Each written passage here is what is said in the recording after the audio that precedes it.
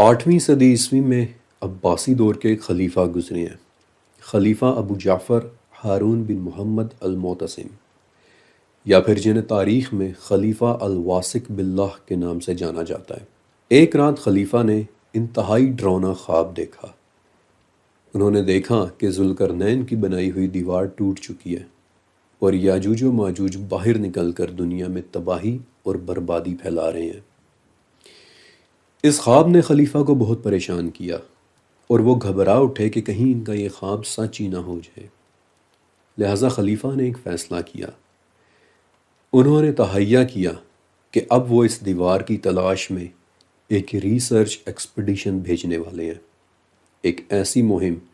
کہ جو کئی ممالک کا سفر کرے گی اور وہاں جا کر ذوالقرنین کی دیوار کو ڈھونڈے گی اور پھر واپس آ کر خلیفہ کو رپورٹ کرے گی کہ آیا وہ دیوار سلامت ہے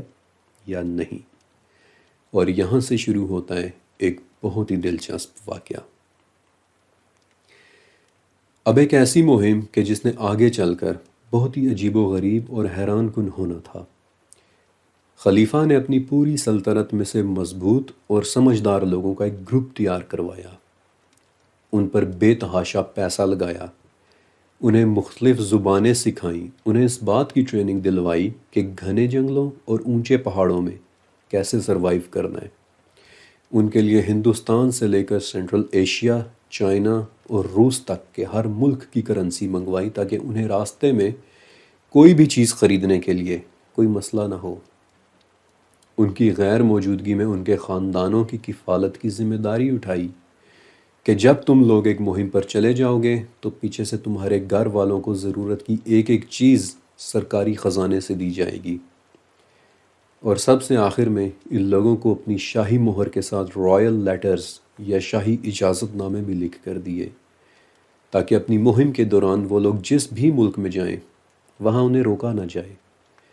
اور اس مہم کو لیڈ کرنے والے شخص کا نام تھا سلام۔ اور یوں شروع ہوئی ذوالقرنین کی دیوار کو ڈھونڈنے کی ایک حیران کن مہم۔ یہ سفر ایک انتہائی دلچسپ داستان ہے کہ کیسے سلام اور اس کی ٹیم کے لوگ بغداد سے نکلے اور راستے میں خوبصورت اور عالیشان شہروں کو دیکھتے دیکھتے دھیرے دھیرے بیابانوں اور گھنے جنگلات میں داخل ہوتے گئے۔ اور یہ پورا سفر عربی کی ایک قدیم کتاب رحلۃ الترجمان السلام میں لکھا ہوا ہے، یعنی سلام دی ٹرانسلیٹر کا سفر۔ جیسا کہ میں نے آپ کو بتایا کہ سلام اس گروپ کے لیڈر کا نام تھا اور اسے ٹرانسلیٹر یا مترجم اس لیے کہا جاتا ہے کیونکہ خلیفہ نے بے دریغ پیسہ خرچ کر کے اسے کئی زبانیں سکھائی تھیں۔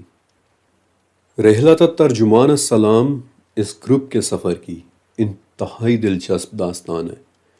اور مجھے نہیں پتا کہ پاکستان میں اس کتاب کا اردو ترجمہ موجود ہے یا نہیں، اور میرا بہت دل تھا کہ آپ کو اس سفر کی داستان سناؤں کہ کیسے سلام اور اس کے گروپ نے سینٹرل ایشیا کے ان پراسرار ممالک اور ان کے جنگلوں اور پہاڑوں اور قدیم گاؤں میں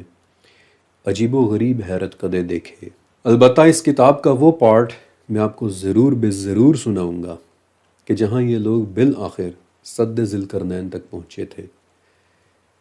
یعنی وہ جگہ کہ جو آج گوگل میپس کے آفیشیل ریکارڈ میں یاجوج اور ماجوج کی دیوار کے نام سے موجود ہے۔ اس کتاب کے مطابق سلام اور اس کا ایکسپیڈیشن 2 سال تک مختلف ممالک میں گھومتا رہا، ذوالقرنین کی دیوار کو ڈھونڈتا رہا۔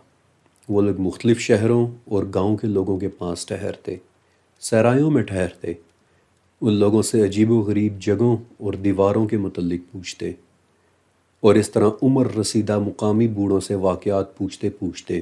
یہ لوگ ایک ایسی جگہ پہ پہنچے کہ جہاں سے ہمیشہ بہت گندی بو آیا کرتی تھی، ایک بیابان جگہ کہ جہاں کوئی بھی انسان نہیں رہتا تھا۔ سلام نے اپنی رپورٹ میں بتایا کہ یہ جگہ اتنی دور ہے کہ اس کے قریب رہنے والے لوگ یہ بھی نہیں جانتے کہ خلیفہ کیا ہوتا ہے، اور سلام کے مطابق یہ وہ جگہ تھی کہ جہاں ان لوگوں نے ایک عجیب سنسان گھاٹی دیکھی کہ جسے ایک بہت بڑا ڈیم بنا کر اس کا راستہ بند کیا گیا تھا۔ سلام نے یہ بھی بتایا کہ اس ڈیم میں ایک دروازہ بھی تھا کہ جس پر لوہے کے بڑے بڑے تالے لگے ہوئے تھے، اور ان لوگوں نے دیکھا کہ اس ڈیم کے پاس کچھ بہت ہی بنیادی قسم کے کنسٹرکشن ٹولز بھی پڑے ہوئے ہیں، یعنی کہ وہ اوزار کہ جن سے دیواریں تعمیر کی جاتی ہیں۔ اس ڈیم کے سب سے قریب رہنے والی آبادی بھی اس جگہ سے بہت دور رہتی تھی، لیکن مقامی گاؤں والے یہ کہتے تھے کہ یہ ہے وہ دیوار کہ جسے ذوالقرنین نے بنوایا تھا، اور یہ ہے لوہے کا وہ دروازہ کہ جس کے پیچھے یاجوج اور ماجوج قید ہیں۔ اس گندی بدبودار جگہ سے لوگ کئی کئی دن کے فاصلے پر رہتے ہیں، اور یہاں کوئی بھی نہیں آتا سوائے سال میں ایک مرتبہ کے۔ سال میں صرف اور صرف ایک بار گاؤں والے یہاں آتے ہیں اور اس دروازے پر دستک دیتے ہیں تاکہ اندر موجود یاجوج اور ماجوج کو یہ پتہ چل جائے کہ اس دیوار کی حفاظت کرنے والے محافظ اب بھی باہر موجود ہیں۔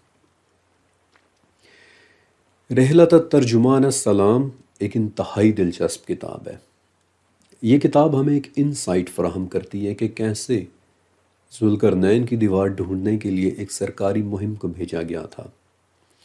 سلام بتاتا ہے کہ کیسے یہ لوگ مہینوں محل میں رہ کر دنیا بھر کے نقشے اسٹڈی کرتے رہے، ان پر نشان لگاتے رہے، بالکل ویسے ہی کہ جیسے کسی بڑے ایکسپیڈیشن پر نکلنے کی تیاریاں مہینوں پہلے ہی شروع ہو جاتی ہیں۔ کیسے انہوں نے اپنی دنیا کے انجان اور دور دراز علاقوں کے سفر پر نکلنے کی تیاری کی، گھوڑے تیار کیے، اپنے گھر والوں سے الوداعی ملاقاتیں بھی کیں، راستے میں انہیں یاد بھی کیا، انہیں مس بھی کیا، نئے نئے شہر بھی دیکھے، اور شہروں کی چکا چوند دیکھنے کے بعد کیسے ان لوگوں نے بیابان، گھنے جنگلات اور قدیم کھنڈرات بھی دیکھے۔ اپنے سفر کے دوران ان لوگوں نے ایسے ایسے خوبصورت چہرے بھی دیکھے کہ جنہیں دیکھ کر یقین ہی نہیں ہوتا تھا کہ کیا انسان اتنے خوبصورت بھی ہو سکتے ہیں، اور ایسے ایسے واقعات بھی سنے کہ جنہیں سن کر انسان حیرانیوں میں کھو جائے۔ کبھی موقع ملا تو میں آپ کو اس کتاب کے دلچسپ ترین اقتباسات پڑھ کر بھی سناؤں گا، لیکن آج کے لیے صرف اتنا ہی۔ اور آخر میں ایک سوال کہ کیا سلام اور اس کی ٹیم واقعی ذوالقرنین کی دیوار تک پہنچ گئے تھے؟